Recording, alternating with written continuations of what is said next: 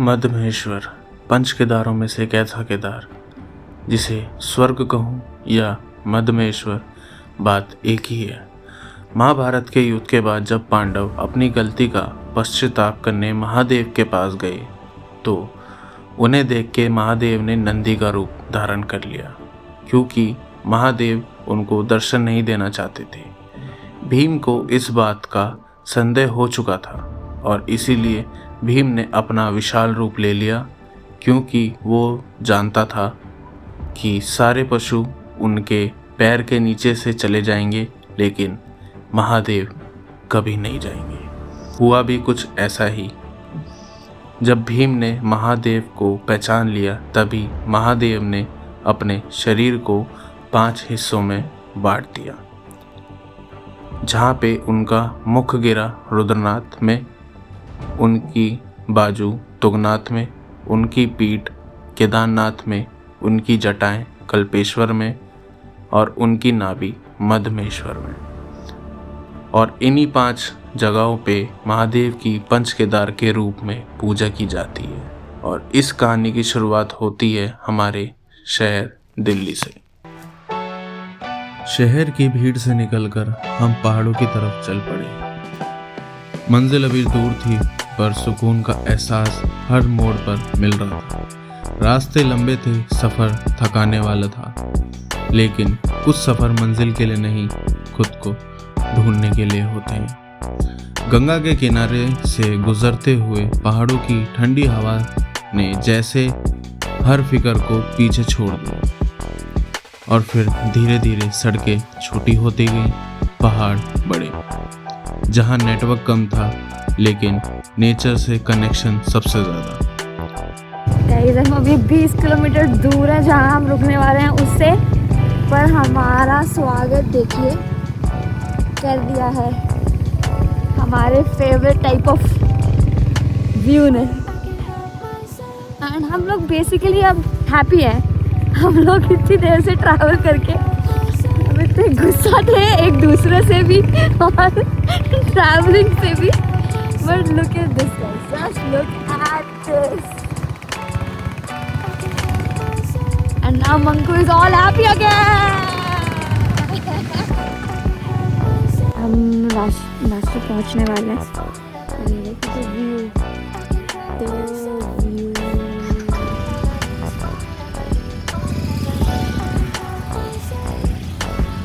and look at that, amazing.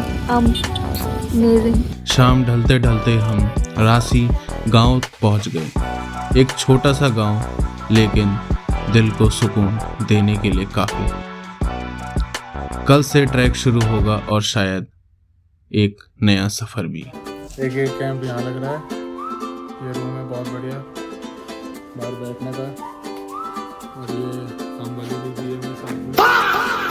View दिखाता हूँ पीछे, बहुत बढ़िया व्यू है, एकदम मस्त हो रहा है। और सामने से ही यहीं से मैं आपको दिखाता हूँ ऊपर छत पे जाके। भैया ने अभी छाया दी है और ये देखो यहाँ से व्यू है ये।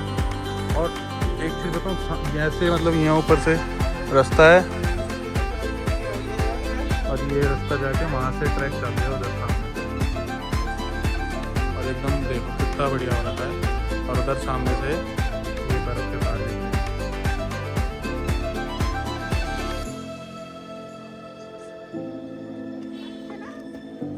कैसा लग रहा है? हैं? आंटी नमस्ते। नमस्ते। नमस्ते आंटी। फिर यहाँ से उतर के हम आए थे। अरसू गाँव की याद आ गई, अरसू भी कह रहा था।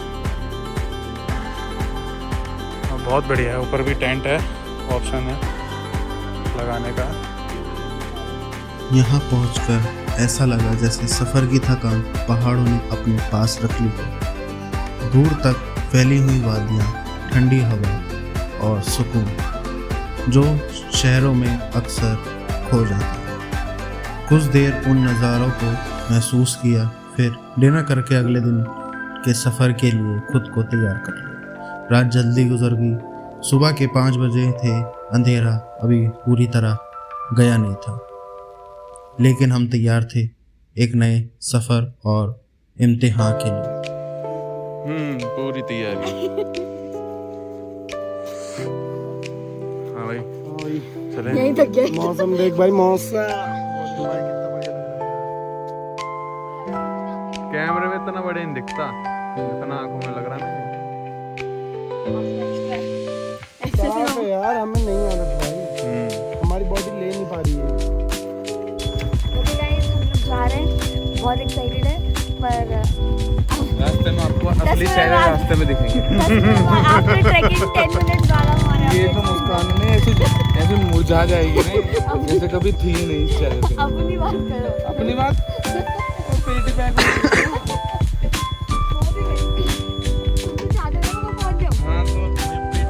और साफ हो गया एकदम से।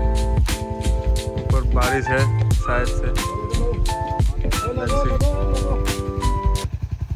पता नहीं क्यों ट्रैक शुरू होने से पहले ही आंखों में आंसू आ गए। शायद ये खुशी थी या उस सफर का एहसास जिसका इंतजार काफी वक्त से था।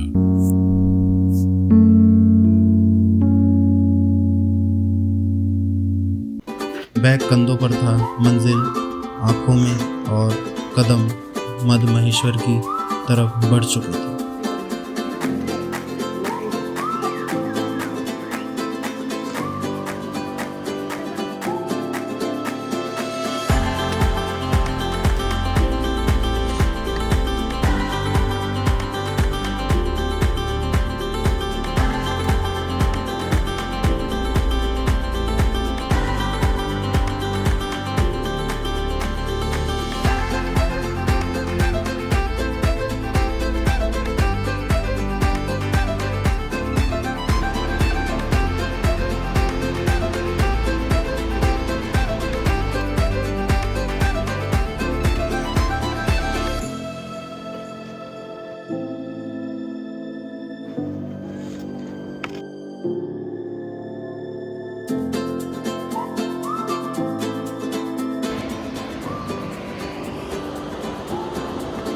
चढ़ाई ऐसी है, up and down, up and down.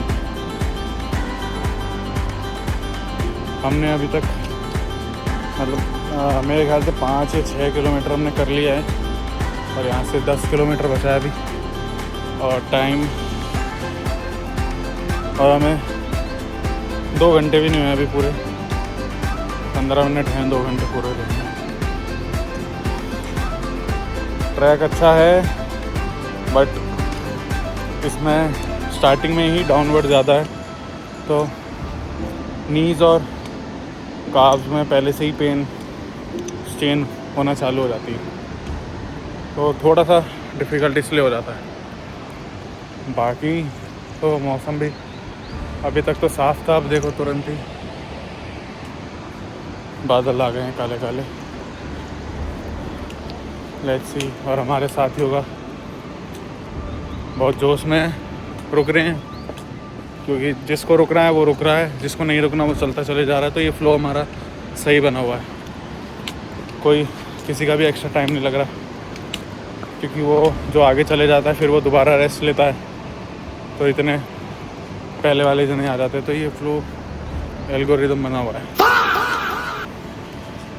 और हम 1-2 मिनट से ज़्यादा का रेस्ट भी नहीं कर रहे हैं, फ्लो के साथ चल रहे हैं बस। कैसा लग रहा है अब तक? 10 किलोमीटर बचा है बस अभी आगे। अच्छा लग रहा है। I think I can do this. अच्छा, एंड आई डोंट नो मैं वापस कर पाऊंगी कि नहीं, वापस ही आ पाऊंगी कि नहीं, बट चल तो जा ही रही हूँ। हाँ, क्योंकि डाउनवर्ड है तो वापसी में चढ़ाई भी उतनी ही खतरनाक है।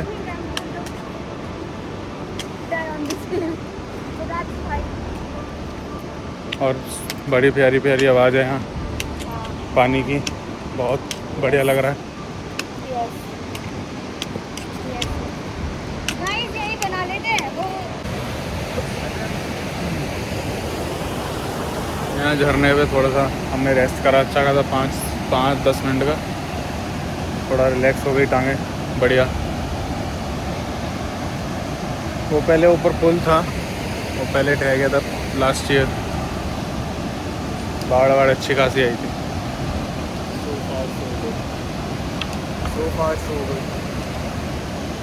ये नया बनाया, अभी दिखाता हूँ मैं आपको। ये वो पुल है, ये नया बनाया अभी, ताज़ा ताज़ा एकदम। रिलैक्स के बाद ना टांगों में ज़्यादा दर्द होता है। Chocolate for energy. 7 किलोमीटर तक सब कुछ आसान लग रहा था। हंसी मजाक, खूबसूरत नज़ारे और बीच में एक वाटरफॉल जहां हम आराम से बैठ गए। उस वक्त हमें बिल्कुल अंदाज़ा नहीं था कि असली चैलेंज अभी बाकी है।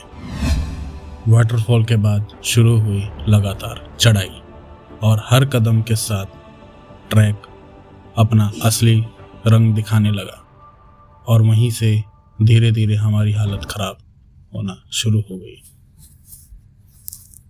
बोला नहीं जा रहा भाई। खाने में पिज्जा खाया था। तो गाइस, आज मैं अगर ट्रैक कर गई तो इससे ये प्रूव होगा कि अगर मैं कर सकती हूँ तो दुनिया में कोई भी इंसान नहीं कर सकता। बस मैं वो वाला इंसान हूँ ब्लिंकिट करवाने वाले को ट्रैकिंग में। Come on Prachi, come on, let's go. ऐसे करेगी क्या प्राची? ऐसे करेगी ट्रैक रो रो के? ये कोई बात होती है? वो तो बहुत आगे निकल गए और हम, मैं बताऊं, वहाँ हम बैठ के हमने फ़ोटो वोटो खिंचवाई थी उधर नीचे। वहाँ से हम इतना ऊपर आ गए हैं और वहाँ से हम उधर गांव दिख रहा वहाँ, और उसके भी उधर की तरफ इस पहाड़ के पीछे से ऐसे आए हैं। तो देख रहे हो, तो यहाँ तक तो है मेरे ख्याल से 7-8 किलोमीटर हो गया मेरे ख्याल से हमारा। अब इतना ही और बचा है, पर वो इस लेवल तक का है, हार्ड है। मेरी हालत भी कुछ ज़्यादा अच्छी नहीं है, क्यों झूठ बोलूँ। बस ये है कि मुझे थोड़ा सा आराम मिला क्योंकि प्राची के साथ धीरे धीरे आ रहा हूँ ना। झूठ बोल रहा है। वरना तो मेरी आदत है कि साइड पैर चलने की, फिर थक जाता हूँ मैं। तो मैं जल्दी भी थोड़ा सा पहुँचना है। देखो कब तक पहुँचते हैं। भाग के क्यों जा रहे हैं? क्या हुआ? ओए होए। जैसे जैसे हम ट्रैक में ऊपर बढ़ते गए वैसे वैसे बर्फ से ढके पहाड़ सामने आने लगे। हर कदम के साथ थकान बढ़ रही थी, लेकिन मंजिल और भी खूबसूरत लगने लगी। कुछ नज़ारे सिर्फ आंखों से नहीं दिल से महसूस होते हैं, और तब समझ आता है कि सफ़र मुश्किल ज़रूर होता है, पर उसका नज़ारा हर मेहनत का इनाम होता है। भाई अभी 1 किलोमीटर है नानू गांव। ओ भाई साहब इतनी दूर है वो रास्ता, एक वहाँ पे ऋषभ। बट ये भाई हमारे साथ ही हैं, डोगेश भाई हालत ख़राब हो चुकी है सबकी। हर थोड़ी देर में कोई पूछता है कितना बचा है। 7 किलोमीटर से कोई एक्स्ट्रा बोलेंगे कि 6 बचाओ, 7 साढ़े 7 ऐसे दिखा है। तो ऊपर से धूप भी हो गई है, तो उसके बाद से थकावट हो गई है और तेज और ज़्यादा ही। बस हाँ, ये थोड़ा व्यू अच्छा है। हाँ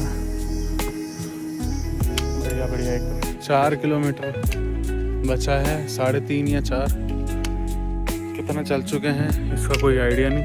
इतना पता है कि सुबह 5 बजे से कंटिन्यूसली चल रहे हैं और 12:30 हो चुके हैं।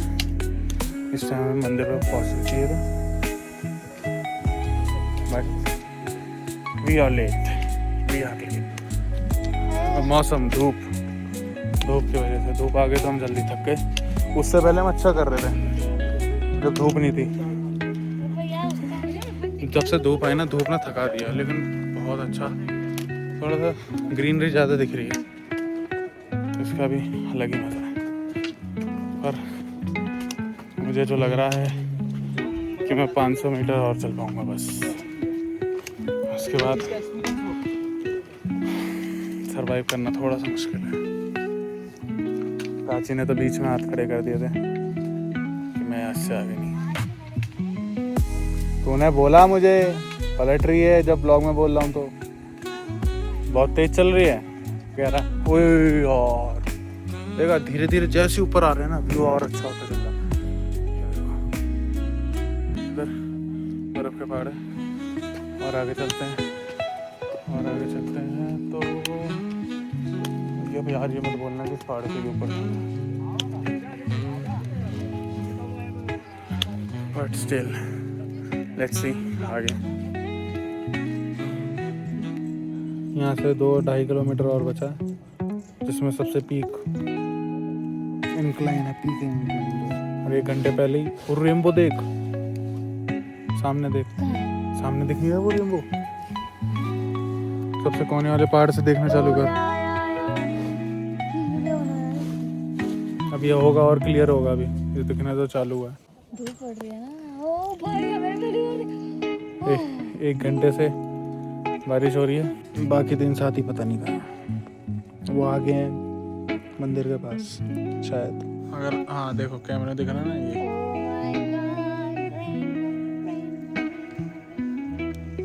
मौसम क्लियर हुआ है थोड़ा सा। मेरी पीक एकदम अच्छे से दिखने लगी है बढ़िया करके। और इस वाले पे तो धूप पड़ रही है,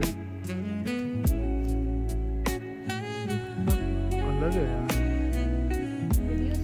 ये वाला पहाड़।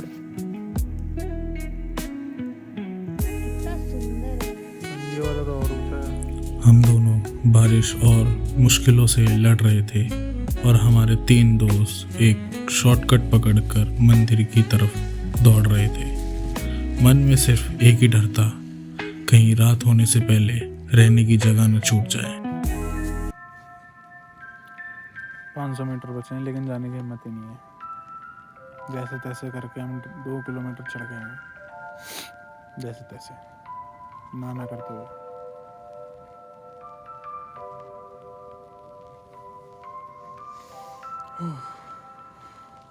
अब उन लोगों ने टेंट लिया है या नहीं लिया ये भी नहीं पता, और नहीं लिया होगा प्राची तो। अरे मिला नहीं होगा, फुल होगा, मिल नहीं रहा होगा तो क्या करेंगे? तो फिर देखेंगे, दिमाग लगाएंगे। बाकी तो पता नहीं है, ना तो नेटवर्क है ना कुछ है। 100 मीटर करने में आधा घंटा हो जा रहा है, इतनी पीक लेवल की है।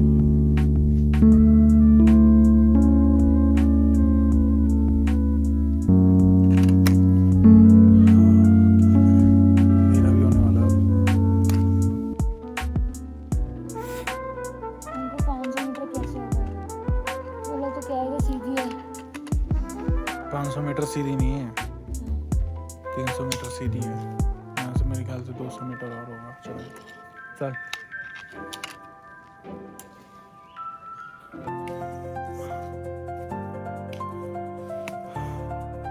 फाइनली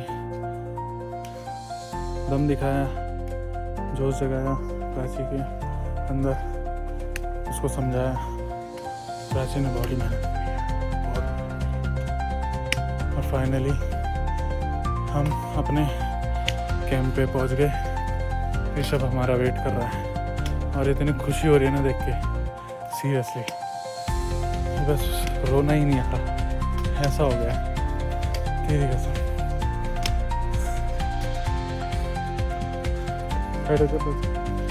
हो कहाँ है? ऊपर है। चल प्राची, यहाँ के हार मत मान, अब हो गया। चल आते, थक गए हैं सब भाई, थक गए।